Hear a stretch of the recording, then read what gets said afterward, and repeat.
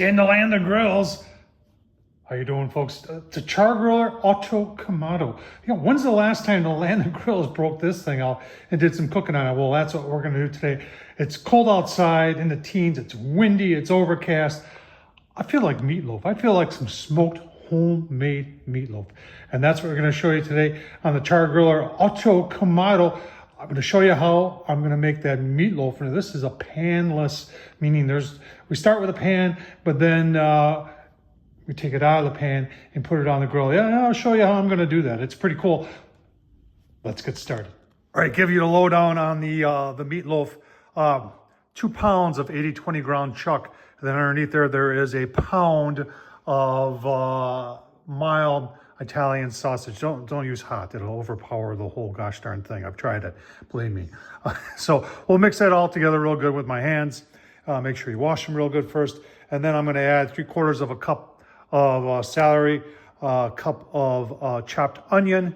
And remember, we got 3 eggs that we'll put in there too. Combine all that up. And then I am going to put some seasoning in there. Use whatever you want. This is Brio. This is Firemaster's secret. And this stuff's, you know, the way I look at it, if it smells good. Smells good, then it's going to be good, right? And then I know people are going to say, A1 steak sauce. Well, A1 steak sauce and meatloaf is not bad.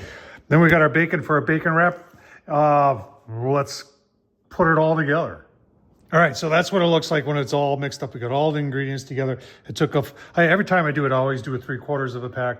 And then I always say, oh, I need the rest of the pack. So what we're gonna do it now is we're gonna transfer it to another stainless steel bowl that I've sprayed the inside with some Pam and get that all leveled off in there. It's not gonna fill the whole thing up, but then it's gonna go in the freezer. And I'm gonna put it in the freezer, 30 minutes, 40 minutes. What I wanna get is a crust on the top. And that's the key to it, holding together. And then we're going to flip it and put it on what's called a frog mat. And then we'll do our bacon wrap on top of it. And then on the grill it'll go. It's well worth all this effort, folks. All right, just to look at the setup before I get it plugged in. Remember, this does have a thermostatically controlled blower in it, which helps a lot. Does a very good job, dials itself in. It's got a PID in it.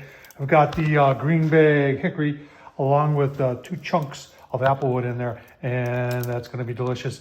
We'll get the diffuser on top of that, and then we'll put the cast iron grill grate, and then that top grill grate is where the meatloaf's going to go. And then I'll put a pan underneath that to catch the grease.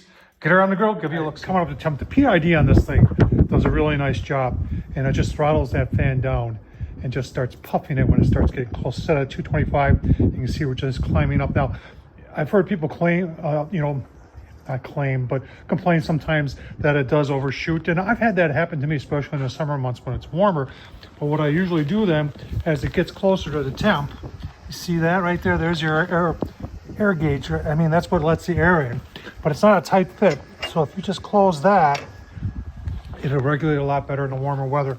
With it being so cold today, like I said, it's in the teens, I think we're going to be just fine leaving it open. But, you know, I'll show you if we have to close it. Now, let's go take a look at the loaf and take it out of that bowl and do the bacon weave. All right, in the freezer for about a half an hour. Here's the frog mat. Just barely fits. I got to be dead nuts on my... what I'm going to do here. I'm going to... Hang on a second, I'll show you. All right, so I'm just using this flexible knife here just to loosen it up a little bit. Loosen up the suction. So hopefully I can get a decent separation. I think we're pretty good there. Now it's all about the aim.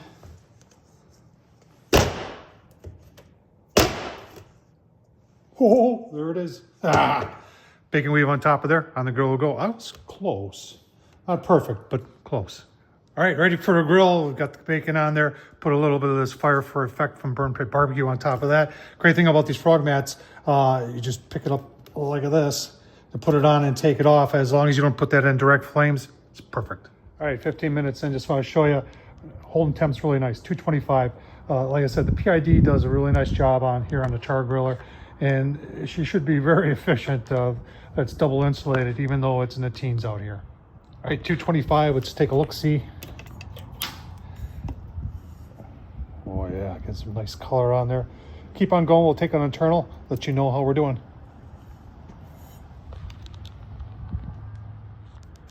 All right, turn the Char-Griller Auto-Kamado up to 300 degrees. Let's take a look.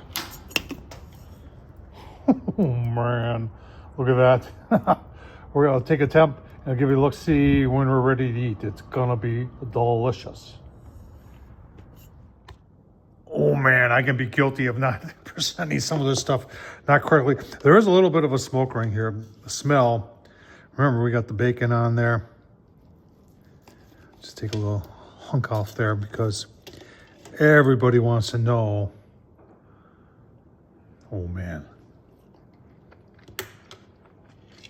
Oh wow. Oh man, I'll tell you what. I'm hit by the onions and the celery. I can, believe it or not, I can taste a little bit of that A1 in there. And that spice that I used in there, that's definitely in there too. I can taste that. This is so moist and tender. And I can also taste, this wasn't like a Johnsonville or something like that, pork sausage. This was made by Sendex, and they're mild, and I can definitely taste that in here too. But that is, well, that's worth taking another slice. It is so moist, and that's what you want when it comes to, you don't want the hard brick. You want something that's moist and tender. Oh man. All right, I made this a bunch of times before. It never does very well. Everybody always looks at it and says, "Ugh."